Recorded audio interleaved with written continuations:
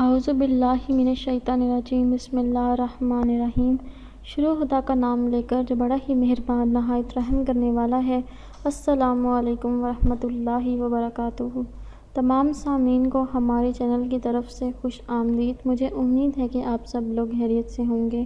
ناظرین، آج کا جو وظیفہ میں آپ لوگوں کی خدمت میں لے کر حاضر ہوئی ہوں وہ دشمنوں میں تفرقہ اور جدائی ڈالنے کے لیے ہے۔ دوستو، یہ وظیفہ بتانے سے پہلے میری آپ لوگوں سے چھوٹی سی درخواست ہے کہ آپ میری اس ویڈیو کو لائک ضرور کریں اور اپنے دوستوں کے ساتھ شیئر کریں۔ شیئر آپ لوگوں نے اس نیت کے ساتھ کرنا ہے کہ یہ ویڈیو آپ لوگوں کے لیے صدقہ جاریہ اور ایصال ثواب کا ذریعہ بنے گی۔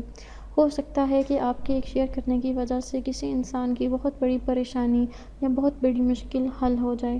دوستو، آپ نے یہ وظیفہ کیسے اور کب کرنا ہے تو میں آپ کو اس کے بارے میں آگاہ کروں گی۔ آپ یہ وظیفہ اس مقصد کے لیے بھی کر سکتے ہیں، اگر کوئی بھی دشمن آپ کا جان سے آپ کو مارنا چاہتا ہے تو آپ کو ہلاکت کا خوف ہے تو تب بھی آپ یہ وظیفہ کر سکتے ہیں۔ لیکن آپ نے دشمنوں میں تفرقہ اور جدائی ڈالنے کے لیے اگر کسی کے دشمن ایک جگہ جتھا بنا کر اکٹھے ہو جائیں اور اکٹھے مل کر آپ کو نقصان پہنچانا چاہتے ہوں تو آپ نے سب سے پہلے اول واحد ایک مرتبہ درود شریف پڑھ لینا ہے۔ پڑھنے کے بعد آپ نے سورہ نحل کو 3 مرتبہ پڑھنا ہے۔ انشاءاللہ تعالیٰ آپ کے دشمن ہیں جو وہ منتشر ہو جائیں گے، ایک دوسرے سے جدا ہو جائیں گے۔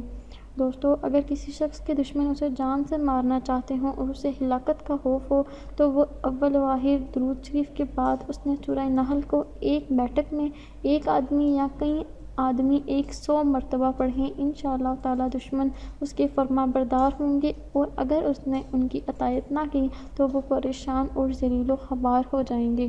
دوستو، اگر آپ کو آج کا وظیفہ پسند آیا ہے تو کمنٹس میں اس کا اظہار ضرور کریں۔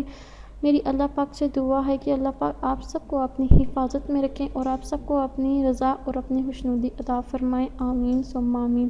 انشاءاللہ آپ سے پھر ملاقات ہوگی بہت جلد ایک نئی وظیفے میں، ایک نئی ویڈیو کے ساتھ۔ مجھے اپنی دعاؤں میں یاد ضرور رکھیے گا۔ اللہ حافظ و ناصر۔